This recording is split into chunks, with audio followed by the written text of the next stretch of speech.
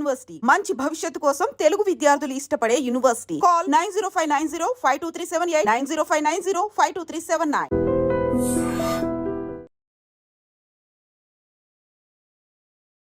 గవిరెడ్డి శ్రీనివాస్ గారి కంటే ముందు ఆయన పెద్ద కవి అండ్ మూవీస్ డైరెక్షన్ చేశాడు. ఇప్పుడు ప్రెసెంట్ తన లైఫ్లోనే ఒక డిఫరెంట్ యాక్టర్గా అయితే మొదలు పెడుతూ మరి ముందుకెళ్తున్నారు శుభం మూవీతో.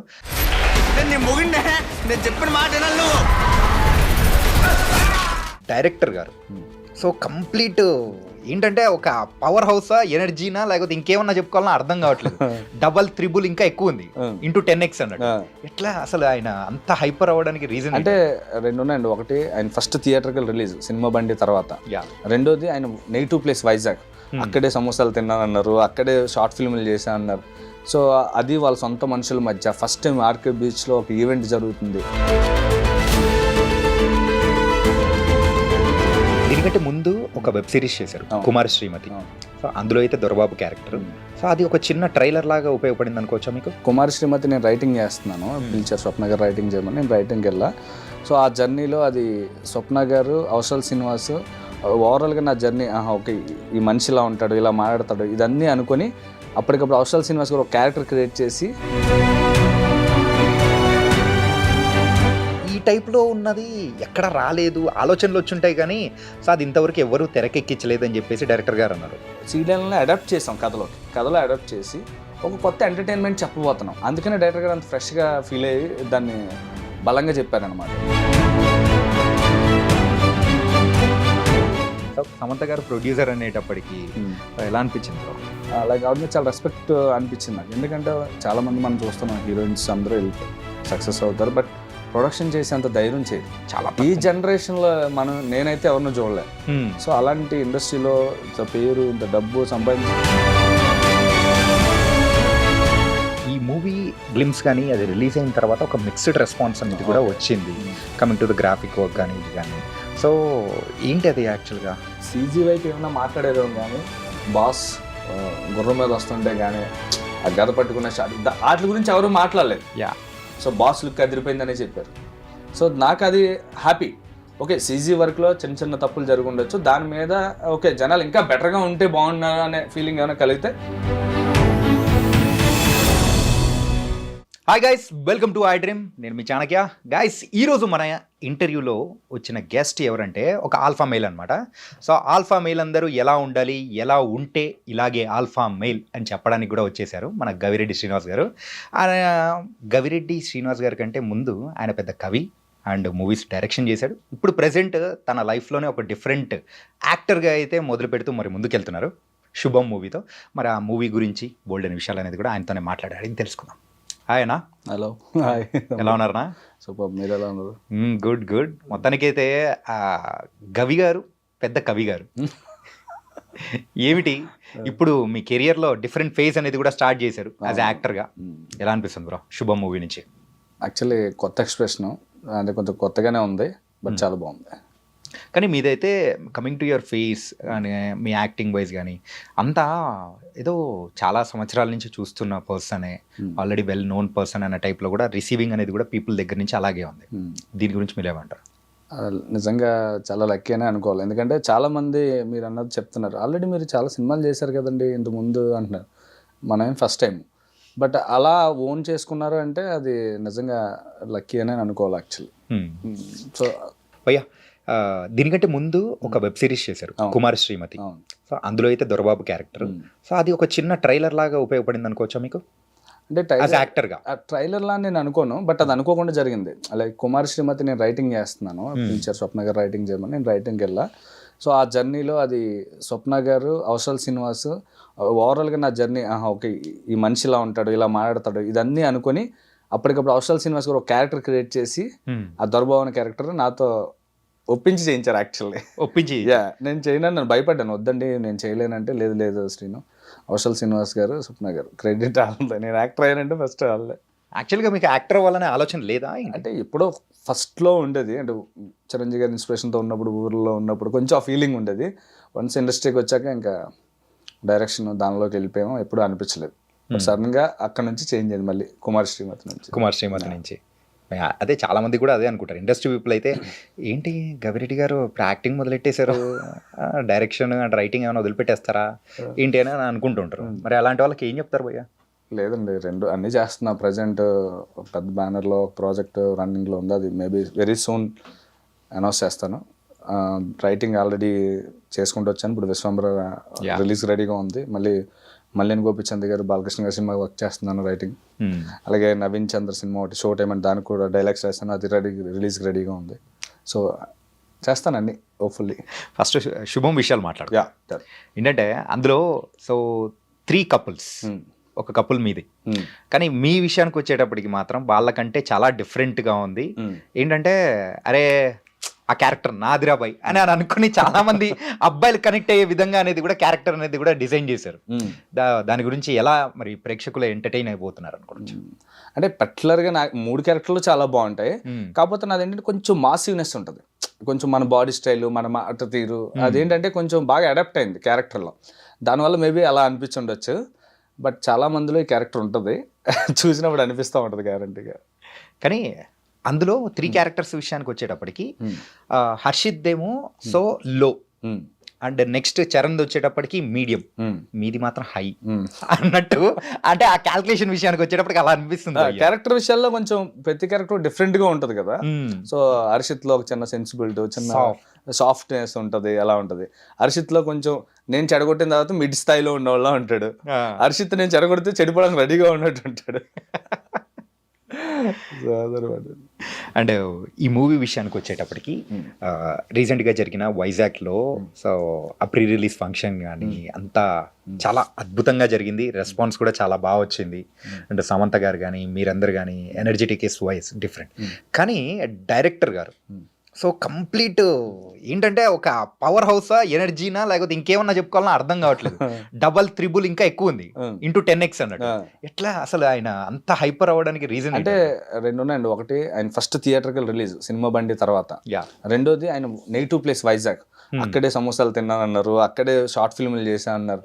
సో అది వాళ్ళ సొంత మనుషుల మధ్య ఫస్ట్ టైం ఆర్కే బీచ్లో ఒక ఈవెంట్ జరుగుతుంది. ప్రతి మనిషికి అలాగే ఉంటుందండి, అంటే ఎక్స్ప్రెస్ చేయాలని అనిపిస్తూ ఉంటుంది కదా. సో మిగతా వాళ్ళు కొంచెం మంది ఎక్స్ప్రెషన్ ఆపుకొని మాట్లాడతారు. బట్ మా డైరెక్టర్ ఓపెన్ అయిపోయాడు. యాక్చువల్లీ ఓపెన్ అయిపోయి తన ఫీలింగ్ మొత్తం ఎనర్జీగా, అసలు నాకు ఎందుకంటే ఆ మనిషిలోనే చాలా హానెస్ట్ ఉంటుంది బేసిక్గా. మనిషి చాలా జెన్యున్గా ఉంటాడు. అందుకే తనకి ఏమనిపిస్తే అది చేస్తాడు. సెట్లో కూడా ఏమీ టెన్షన్ పడిపోయి మా అందరిలాగా వేరే డైరెక్టర్లాగా అలా టెన్షన్ ఏం పడ్డాడు. ప్రశాంతంగా తినేద్దాం అంటాడు. ఫస్ట్ మంచినీళ్ళు వాటర్ కోకోనట్ వచ్చిందంటే అది తాగుతాడు. సో రిలాక్స్గా చేస్తాడు సినిమాని షూటింగ్. సో అలాగే అక్కడికి వచ్చాక ఆ ఎనర్జీ వచ్చినప్పుడు ఎనర్జీగానే మాడతాడు.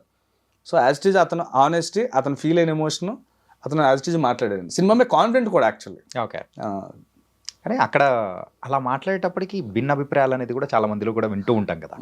సో దానికి సంబంధించి అంటే ఇప్పుడు ఒక్కొక్కరు సెన్సిబిలిటీస్ ఒకలా ఉంటాయండి. తెలివైన ఫీల్ అయ్యేలా ఒకలా ఫీల్ అవుతారు. వీడికేం తెలుసు మనకేం తెలుసు అని ఒకలా ఆలోచిస్తారు. అది వాళ్ళ పర్సనల్ థింగ్స్. ఇప్పుడు అతను ఫస్ట్ సినిమా రిలీజ్ అవుతుంది, అది ఎమోషన్ అండి. ఇన్నేళ్ళు కష్టపడి సినిమా పనిచేసి సొంత ఊళ్ళో స్టేజ్ పెట్టుకుని నా సినిమా గురించి నేను చెప్పుకోకపోతే ఎవరు చెప్తారు? కొత్త వాళ్ళతో ఒక సినిమా తీశాను, నా సినిమా బాగుంది అని నేను చెప్పుకోకపోతే ఎవరు చెప్తారు? అది ఓవర్ ఎక్స్ప్రెషనా లేకపోతే ఇంకోలా, అది వాడి పర్సనల్ ఫీలింగ్. ఓకే, దాన్ని నేను అవతల మీద నేను జడ్జ్ చేయలేను. నా మనిషి నా సినిమా నేను ఎలా చెప్పుకోవాలనుకున్నాడో అది రైట్ అని నాకు అనిపిస్తుంది. ఓకే, ఇంతకు మీది కూడా వైజాగే కదా? వైజాగ్ పక్కన నర్సీపట్నం. అంటే వైజాగ్ నుంచి అంతే. ఇంతకు మీకేమనిపించింది? మీది కూడా ఇన్ఫాక్ట్ ఫస్ట్ థియరిటికల్ మూవీ, అది కూడా ఆర్టిస్ట్. అదేనండి, ఇప్పుడు యాక్టర్గా నేను నా ఫస్ట్ 2 సినిమాలు చేసింది ఎక్కడ నేను వైజాగ్లో ఈవెంట్ చేసుకోలేదు. వైజాగ్ అనేది ఒక పర్సనల్ ఎమోషన్ ఉంటుంది సొంత ఊర్లో ఎవరికైనా సరే. అలాంటి టైంలో నేను కూడా చాలా మంది హీరోలు అందరూ స్టేజ్ ఎక్కి మాట్లాడినప్పుడు ఇటు నుంచి అటు షిఫ్ట్ అయ్యి యాక్టర్గా నేను ఎక్కినప్పుడు నాది చాలా పెద్ద ఎమోషనే. నేను కూడా మాట్లాడాలనిపించేస్తుంది. కాకపోతే నేను అంత ఎక్స్ప్రెసివ్ కాదు. అంటే వద్దులే మనం ఇప్పుడు ఫస్ట్ టైం అంటే డైరెక్టర్లో ఉన్నాం, ఇలా ఉన్నాం, సో మనం ఇంతవరకే చాలు అనుకుని నేను కూడా నా original expression as it is చెప్పాను. ఓకే, ఎక్కడో నర్సీపట్నం నుంచి ఆర్కే బీచ్లో చాలా మంది స్టేజ్ ఎక్కారు, ఈరోజు నేను ఎక్కాను, అది నేను ఇలా చెప్పగలిగాను అంతే. బట్ సేమ్ ఎక్స్ప్రెషన్ అది కూడా. తక్కువ ఎలా ఉండబోతుంది బ్రో శుభము? ఇట్స్ ఎ కంప్లీట్ ఒక ఫ్యామిలీ ఏమంటారు, హర్రర్ బేస్డ్ మూవీ. సో ఈ టైప్లో ఉన్నది ఎక్కడ రాలేదు, ఆలోచనలు వచ్చి ఉంటాయి కానీ సో అది ఇంతవరకు ఎవరు తెరకెక్కించలేదు అని చెప్పేసి డైరెక్టర్ గారు అన్నారు. అంటే అంత ఎగ్జైట్ చేయబోతుందా? 100% బ్రదర్. అంటే లైక్ ఇప్పుడు కామెడీ, హారర్ 2 జోనర్లు మనం చూసే ఉంటాం గ్యారంటీ. దీనిలో ఏంటంటే కొంచెం సీరియల్ అనేవి ఏమో కొత్త జోనర్నే. సీరియల్ అంటే సీరియల్ మొత్తం సినిమాలో ఉండదు. సీరియల్ని అడాప్ట్ చేసాం కథలో అడాప్ట్ చేసి ఒక కొత్త ఎంటర్టైన్మెంట్ చెప్పబోతున్నాం. అందుకనే డైరెక్టర్ గారు అంత ఫ్రెష్గా ఫీల్ అయ్యి దాన్ని బలంగా చెప్పారనమాట. ఓకే. సో ఎంటర్టైన్మెంట్ ఉంటుంది, హారర్ ఇష్టపడి ఉంటుంది, దాంతోపాటు మంచి కథ ఉంటుంది సినిమాలో. ఓకే. జన్మ జన్మల బంధం అలాగ బలేదు భయ్య. అంటే దాన్ని మీరు ఇంకా కొంచెం పెద్దగా చేసి దానికి సంబంధించి ప్రమోషనల్గా చేస్తూ ఉంటే అరే భలే ఉంది ఇది అని అనిపించేలా ప్రతి ఒక్కరు రిసీవింగ్ కూడా అలాగే అనిపిస్తుంది. So after releasing the trailer and teaser so వస్తున్న రెస్పాన్స్ చూసి మీకు ఏమనిపిస్తుంది? నాకు ట్రైలర్ తర్వాత చాలా మంచి రెస్పాన్స్ వస్తుందండి. పర్టికులర్గా నాకు ఇండస్ట్రీ నుంచి నేను ఎప్పుడూ రావాలని కోరుకుంటాను. అదే డైరెక్టర్గా నాకు ఇండస్ట్రీ పీపుల్ ఎలా రెస్పాండ్ అవుతారనేది ఒక టెన్షన్ ఉంటుంది. బట్ ఆఫ్టర్ ట్రైలర్ తర్వాత మల్లేని గోపిచంద్ గారు వచ్చి నాకు డైరెక్ట్ ఫోన్ చేసి అదిరిపోయింది సీన్ ట్రైలర్, ఏమేముంది గోపి గారు అయితే జన్మ బంధం సాంగ్ గురించి కూడా పాడేశారు ఆయన. ఆ పాటే చాలా బాగుంది, సీను చాలా కొత్తగా ఉంది, లైక్ వర్కౌట్ అవుతుంది సినిమా అని చెప్పేశారు అనమాట వశిష్ఠ గారు. అంటే నేనేమి వాళ్ళకి ఏమీ చెప్పలేదు, ఏం చెప్పలేదు, ట్రైలర్ చూసే ఫోన్ చేశారు. అలా బయట నుంచి ఇండస్ట్రీలో చాలా మంది చాలా బాగుందని చెప్పారు. సో అప్పుడు నాకు చాలా బలంగా నమ్మకం వచ్చింది అనమాట. మీరు ఇందులో ఈ ప్రాజెక్ట్లోకి ఎలా ఎంటర్ అయ్యారు?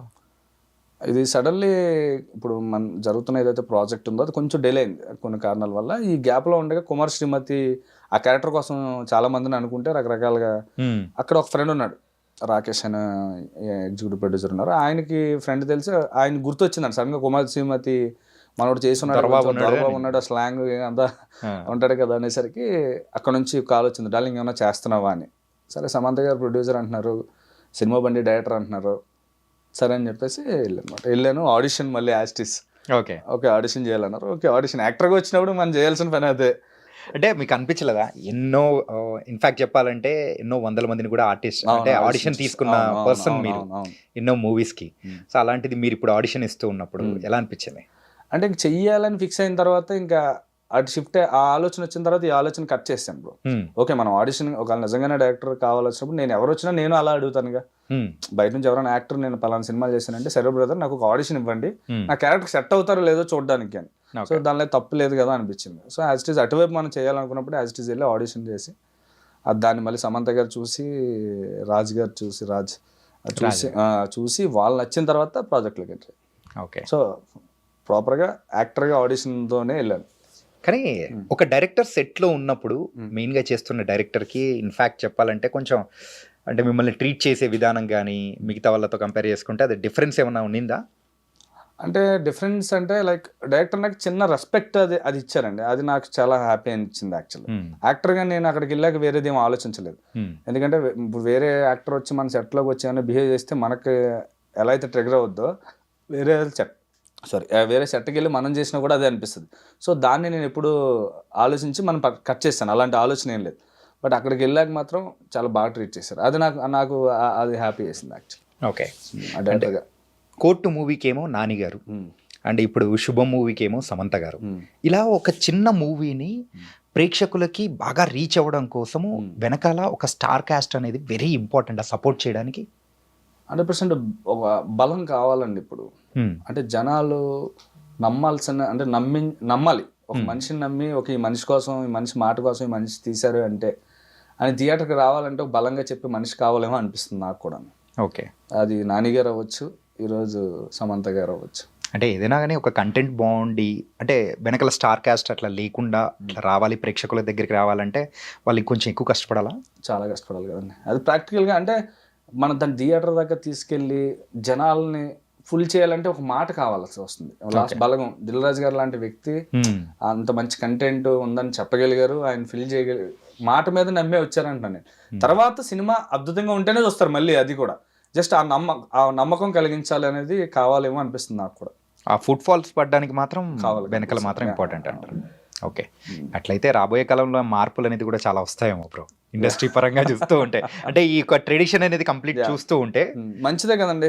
అంటే నాని గారు లాంటి వాళ్ళు, సమంత గారు లాంటి వాళ్ళు కొత్త అవకాశాలు కల్పించి కొత్తగా మంచి మంచి స్క్రిప్ట్లు అన్నీ చెప్పాలనుకుని కొత్త వాళ్ళందరినీ డైరెక్ట్లు చేసి యాక్టర్లు చేసి ఇలా సినిమాలు చేస్తున్నారంటే ఇంకా మంచిది కదండి, కొత్త మంచి రోజులు వచ్చినట్టు యాక్చువల్లీ.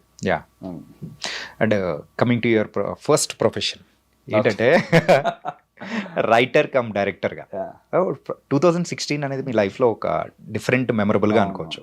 రైటర్గా ఒక కార్డు పడింది మీకు అప్పుడే, డైరెక్టర్గా పడింది ఆ ఇయరే. ఎలా అనిపించింది బ్రో?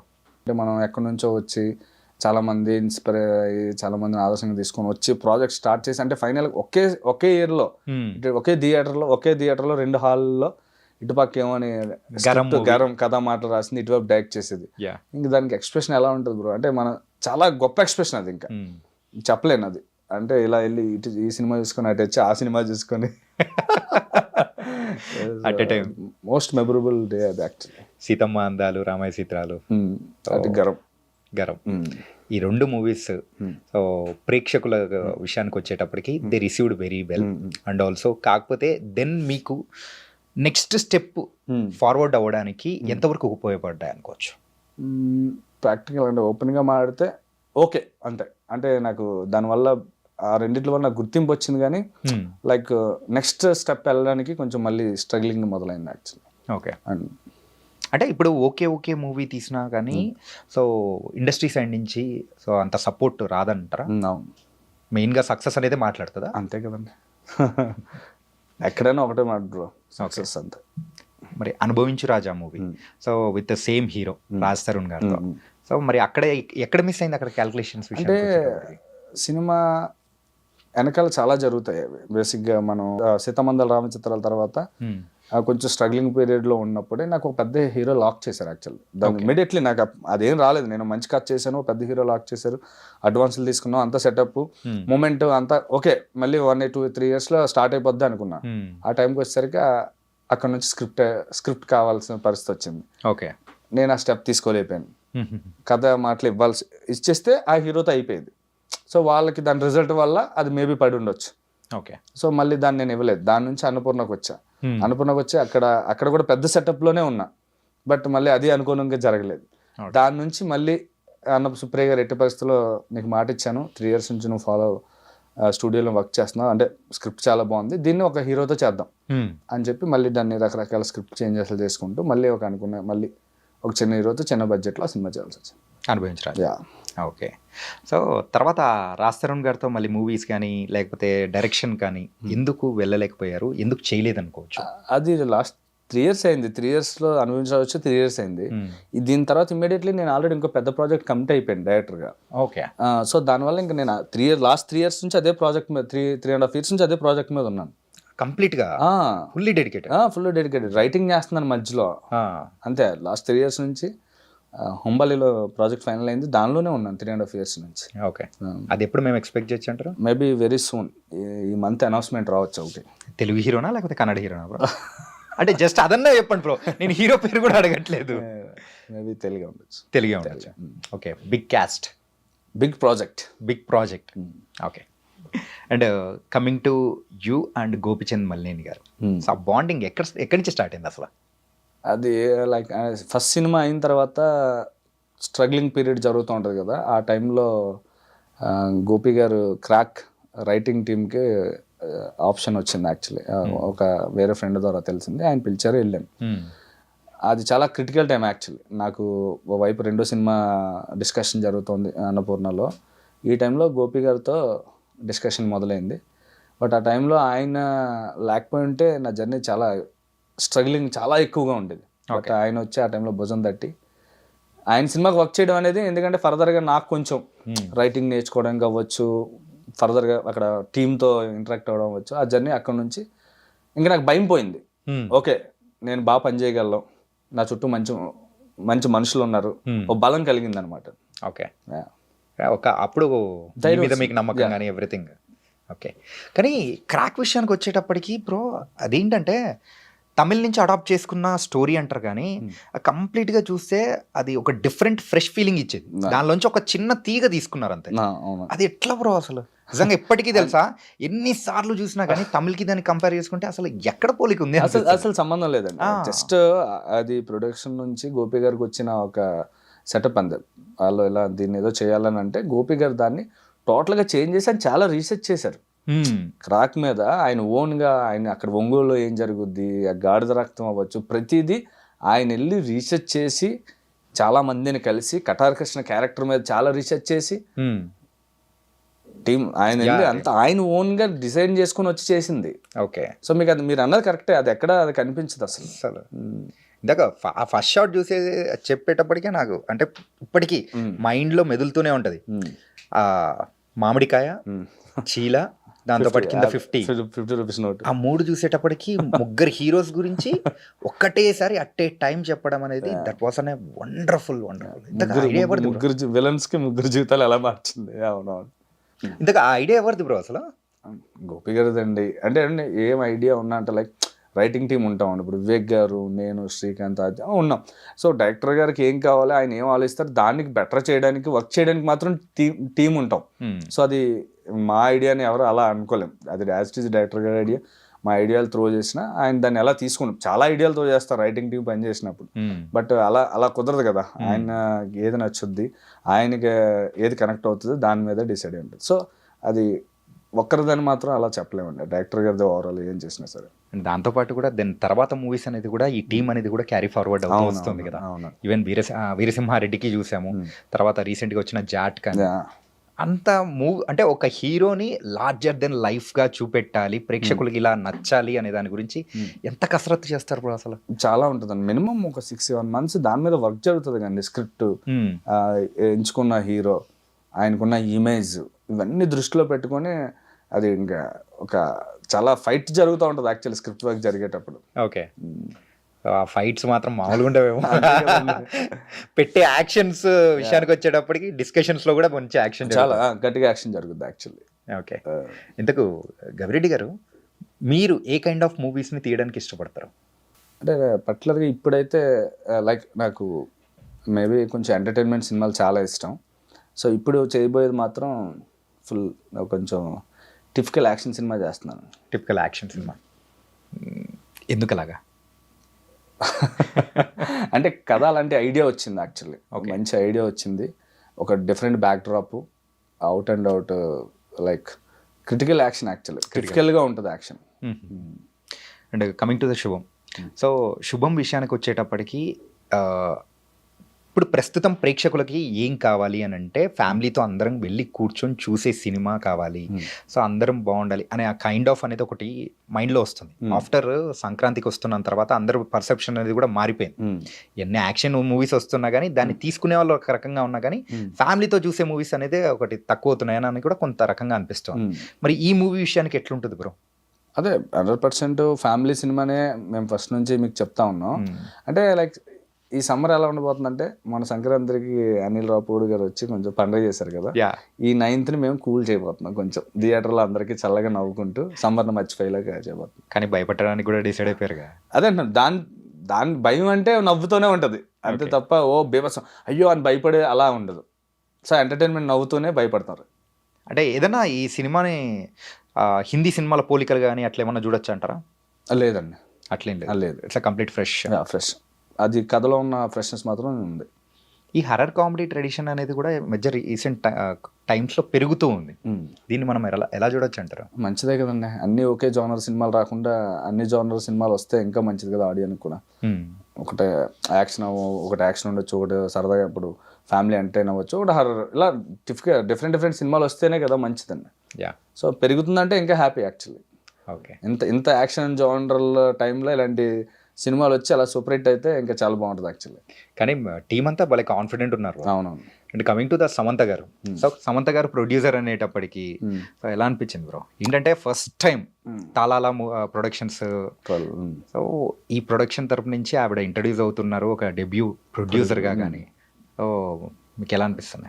అంటే నేను ఫస్ట్ టైం సమంత గారు ప్రొడ్యూసర్ అనగానే చాలా హ్యాపీ వేసిందండి. ఎందుకంటే అదిని నెక్స్ట్ లైక్ ఆవిడ మీద చాలా రెస్పెక్ట్ అనిపించింది నాకు. ఎందుకంటే చాలామంది మనం చూస్తున్నాం హీరోయిన్స్ అందరూ సక్సెస్ అవుతారు, బట్ ప్రొడక్షన్ చేసేంత ధైర్యం చేయరు చాలా. ఈ జనరేషన్లో నేనైతే ఎవరినూ చూడలే.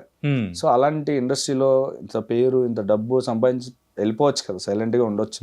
బట్ మళ్ళీ అదే డబ్బుని తీసుకొచ్చి సినిమా ఇండస్ట్రీలో పెడుతున్నారు. అది నాకు చాలా గొప్పగా అనిపించింది.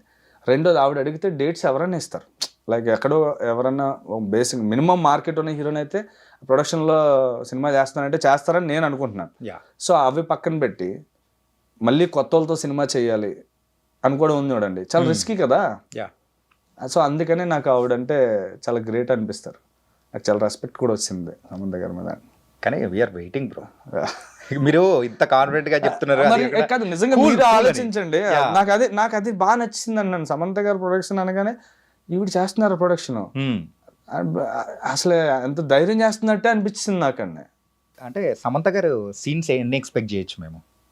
అది మీరు సినిమా చూసాకే చెప్పాలి. ఇది మినిమం లీక్ అన్నా ఉంటది కదా బ్రో. సినిమాలో బాగుంటది క్యారెక్టర్ లేకుండా మేము అంత ఎండింగ్ లో వెళ్ళాం కదా క్యారెక్టర్. సో క్యారెక్టర్ ఆవిడ ఏ అవసరం అప్పుడు గ్యారంటీగా వస్తారు సినిమాలో. ఓకే, ఇంతకు విశ్వంబర పనులు ఎంతవరకు వచ్చాయి? విశ్వంబర అన్ని ఫైనల్ స్టేజ్ లో ఉంది. వెరీ సూన్ డేట్ అనౌన్స్ చేస్తారు. ఓకే, ఇంతకు కథ ఎలాంటిదైనా ఎక్స్పెక్ట్ చేయొచ్చు బ్రో? మీరు టీజర్ చూసారు కదా? చూసాము, కాకపోతే అది యాజ్ ఎ రైటర్ గా మీ దగ్గర నుంచి ఇంకొంచెం తెలుసుకుంటే బాగుంటుంది కదా. చూసాము, కాకపోతే ఏంటంటే ఎప్పుడైనా కానీ గుళ్ళో ఇచ్చే ప్రసాదం కొంచెమైనా కానీ అది మంచి టేస్ట్ ఉంటుంది కదా, ఇంకా కావాలనిపిస్తుంది కదా. అంటే అప్పుడు ఆ టైం జగదేగుడు అతిలోక సుందరి ఎలాంటి ఒక ఎక్స్ప్రెషన్ కొత్త ఎక్స్పీరియన్స్ ఇచ్చింది ఆడియన్స్ కి, విశ్వంబర కూడా అలాంటి మంచి ఎక్స్పీరియన్స్ ఇస్తుంది. లైక్ ఫ్యామిలీ ఉంటుంది, ఎంటర్టైన్మెంట్ చాలా బాగా వచ్చింది.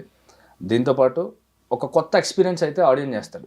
చాలా రోజులతో చిరంజీవి గారు సినిమాల్లో నుంచి ఆ కైండ్ ఆఫ్ జోనర్ అనేనా? 100%. మరి బాస్ని మేము చూసి హ్యాపీ ఫీల్ అవచ్చా ఫుల్గా? 100%. అంటే అలాగే ఈ మూవీ గ్లిమ్స్ కానీ అది రిలీజ్ అయిన తర్వాత ఒక మిక్స్డ్ రెస్పాన్స్ అనేది కూడా వచ్చింది, coming to the graphic work కానీ ఇది కానీ. సో ఏంటి అది యాక్చువల్గా? అంటే నా వరకు అయితే నాకు అది మంచిది అనిపించిందండి. ఒకవేళ అంటే యాజ్ బయట నుంచి చూసిన నేను బాస్ ఫ్యాన్గా చూసినప్పుడు నాకు అందులో ఎవరు ఓకే సీజీ వైపు ఏమైనా మాట్లాడారేమో కానీ బాస్ గుర్రం మీద వస్తుంటే కానీ ఆ గద పట్టుకునే షాట్ వాటి గురించి ఎవరు మాట్లాడలేదు. సో బాస్ లుక్ అదిరిపోయిందనే చెప్పారు. సో నాకు అది హ్యాపీ. ఓకే సీజీ వర్క్లో చిన్న చిన్న తప్పులు జరిగి ఉండొచ్చు, దాని మీద ఓకే జనాలు ఇంకా బెటర్గా ఉంటే బాగున్నారు అనే ఫీలింగ్ ఏమైనా కలిగితే గ్యారంటీగా ఇప్పుడు ప్రొడక్షన్ నుంచి కానీ డైరెక్టర్ గారు కానీ అవి తీసుకొని దాని మీద గట్టిగా నెక్స్ట్ వచ్చేది దాని మించి ఉంటుంది గ్యారంటీగా. వాళ్ళు ఏదైతే ఎక్స్పెక్ట్ చేస్తున్నారో అది గ్యారంటీగా సినిమాలో వాళ్ళు ఎక్స్పెక్ట్ చేసింది అలా ఉండబోతుంది గ్యారంటీగా. ఓకే, లైక్ కమర్షియల్ న్యూ ఆరో సినిమా వస్తుంది. బాస్ నుంచి చాలా సంవత్సరాల నుంచి ప్రేక్షకులందరూ ఆకలితో ఉంటారంట చూసారా, అందరం వెయిట్ చేస్తుంది, అది వస్తుంది గ్యారంటీగా వస్తుంది. ఆకలి తీర్చబోతుంది 100%. ఎవరైతే మీరు అన్న నెగిటివ్ అనుకుంటున్నారో చాలా మంది రకరకాల మాట్లాడుతున్నారు, కానీ అదేం ప్రాబ్లం లేదు, సినిమా అదిరిపోద్ది. గవిరెడ్డి శ్రీనివాస్ గారు అంటే ఇప్పుడు అందరికి ఇండస్ట్రీలో ఉన్న వాళ్ళందరికీ తెలుసు. ఓకే, ఇండస్ట్రీకి రాకముందు కానీ ఇటు సైడ్ రావాలనే ఆలోచన ఎక్కడి నుంచి మొదలైంది అసలు? అంటే ఇంక చిన్నప్పటి నుంచి ఇందాక చెప్పాను కదండి, డైహెడ్ ఫ్యాన్ చిరంజీవి గారు. ఆయన చూసి సినిమాలు నాటకాలు వచ్చి ఆయన సాంగ్స్ చిన్నప్పటి నుంచి ఇన్స్పిరేషన్ ఆయనే. ఆయన చూసి సినిమాల్లోకి వెళ్ళాలి, సినిమాలో ఏదో చెయ్యాలన్నది ఒక క్రియేట్ చేసింది అయితే చిరంజీవి గారు నాకు తెలిసి. ఆ టైంలోనే ఎలా వెళ్ళాలి ఏంటి అని ఆలోచిస్తున్న టైంలో పూరి జగన్నాథ్ గారు నర్సీపట్నం అక్కడ నుంచి ఒక డైరెక్టర్ వచ్చారు. ఓకే మన పక్క ఊరు నుంచి ఒక ఆయన వచ్చారు కదా, మనకు ఒక ధైర్యం వస్తుంది, ఓహో మన ఊరు నుంచి కూడా సినిమాల్లోకి వెళ్ళొచ్చు అని. సో ఆ ఇన్స్పిరేషన్తో జర్నీ స్టార్ట్ చేసాం. ఓకే, ఇంతకీ ఏ ఇయర్లో వచ్చారు బ్రో ఇండస్ట్రీకి? నేను 18 ఇంటర్మీడియట్ అయిన తర్వాత వచ్చాను కదా. ఫస్ట్ మరి జర్నీ యాజ్ అసిస్టెంట్ డైరెక్టర్ గా మొదలు పెట్టారా, లేకపోతే అది ఆ కనెక్షన్ రావడం అనేది? బేసిక్గా అంటే ఆ టైం అంతా చాలా మంది చెప్పే కష్టాలు, కృష్ణనగర్ కష్టాలు అలాంటివన్నీ యాజ్ ఇట్ ఈజ్ ఫేస్ చేశాను బ్రో. అందులో ఏమీ ఇంకా తీయాల్సిందేం లేదు. అందరిలాగే చాలా స్ట్రగ్లింగ్, ఎక్కడ ఆపర్చునిటీ దొరుకుతుంది, ఎవరిని ఎతకాలి, మధ్యలో తేడాగాళ్ళు ఉంటారు. మొత్తం సినిమా అంతా తెలిసినట్టు బిహేవ్ చేస్తారు, కానీ అది సినిమా కూడా ఒకటో తెలియదు. సో ఇవన్నీ దాటుకొని ఫైనల్లీ 2009లో అసిస్టెంట్ డైరెక్టర్గా జాయిన్ అయ్యాను అనమాట.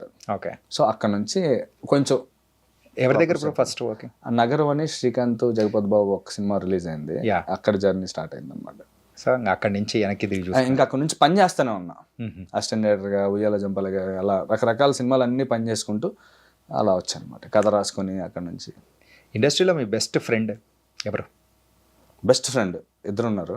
ఓకే, శ్రీకాంత్ నిమ్మగడ్డ, వశిష్ఠ. శ్రీకాంత్ నిమ్మగడ్డ గారు అంటే మీతో పాటు ఉన్న కో రైటర్, ఇంకా వశిష్ఠ గారు అంటే ఆబ్వియస్లీ విశ్వంబర డైరెక్టర్.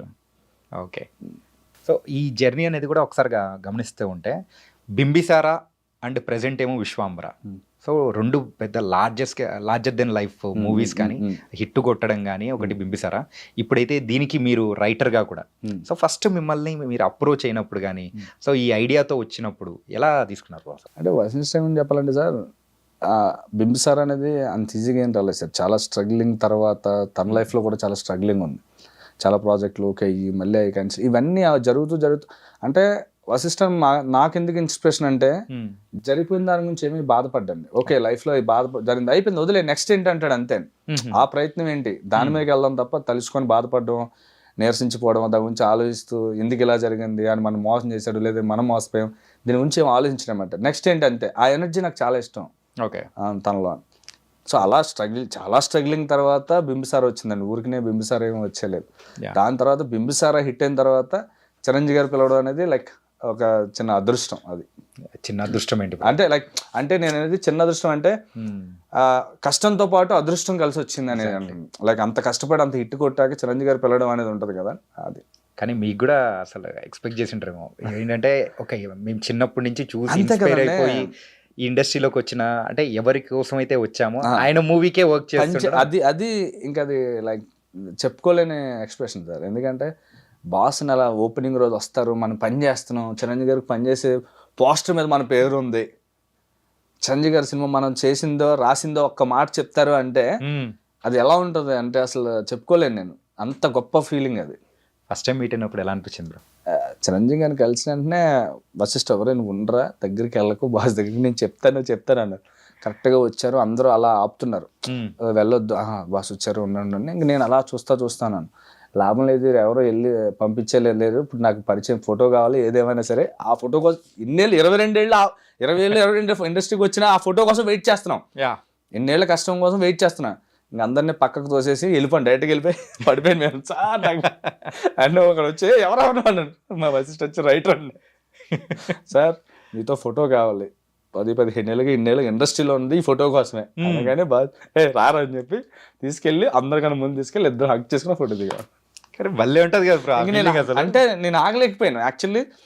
తర్వాత ప్రాపర్గా పరిచయం చేస్తారు అన్నీ ఉంటాయి, కానీ నేను ఆపుకోలేకపోయాను. బాస్ని చూడగానే ఇంకా అలా చూస్తూ ఇంకా ఏమో అది కంట్రోల్ అవ్వలేదు యాక్చువల్లీ. మనం ఊళ్ళో థియేటర్ కోసం ఎలా కష్టపడి సడన్గా చిరంజీవి గారు వస్తే మీద పడిపోతామే అదే ఎక్స్ప్రెషన్ అలాగే ఉండిపోయింది.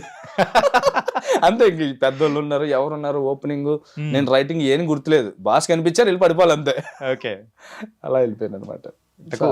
ఆ ఫోటో మీరైతే పెద్ద ఫ్రేమ్ పెట్టుకొని ఉండాలి. ఆల్రెడీ ఫోటో చేసి మా ఊర్లో అలా పెట్టుకున్నాను ఒకటి పెద్దది. Okay. Coming to your family background bro. Family backdrop వ్యవసాయం చేస్తారు ఊళ్ళో, చిన్న విలేజ్.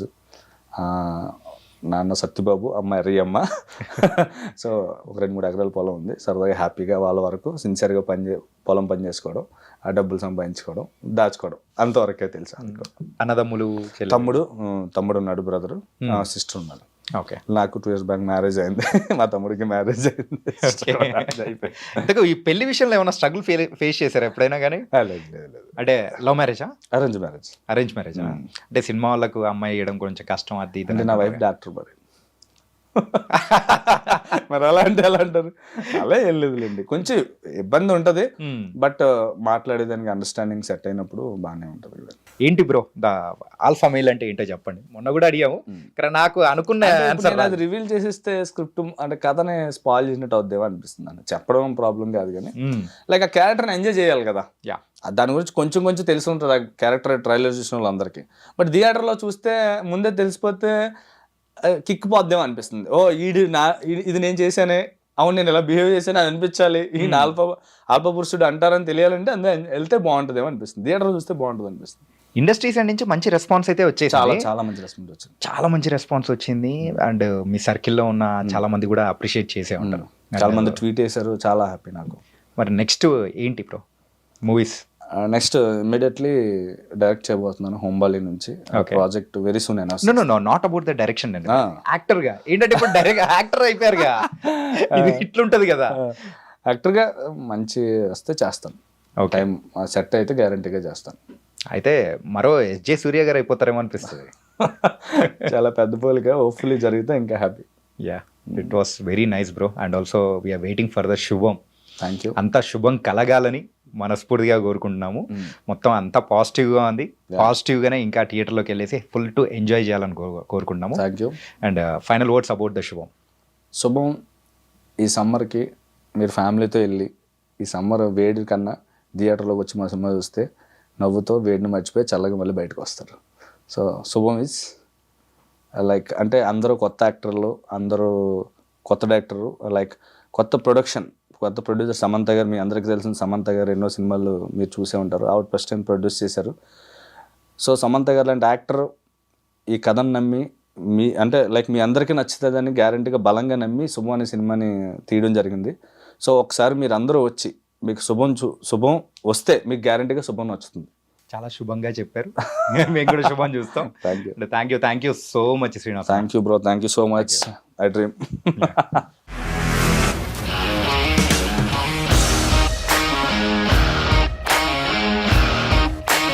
ఇండస్ట్రీలో కమిట్మెంట్ ఇష్యూస్ వస్తే నీకు కూడా వచ్చినట్టు? మార్నింగ్ తీసుకెళ్ళానంటే కొట్టి పడేశారు.